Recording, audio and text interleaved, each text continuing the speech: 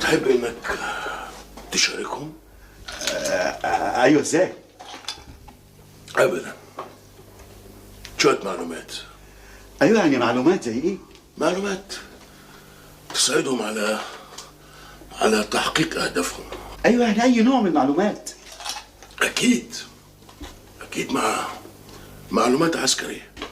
ديفيد، انت اكيد مش مقدر خطورة الكلام اللي انت بتقوله. بالعكس هو صحيح. انت جننت ديفيد؟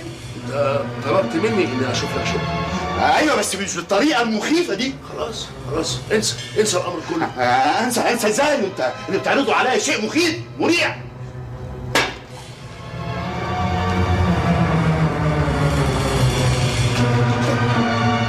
ونوي ديفيد،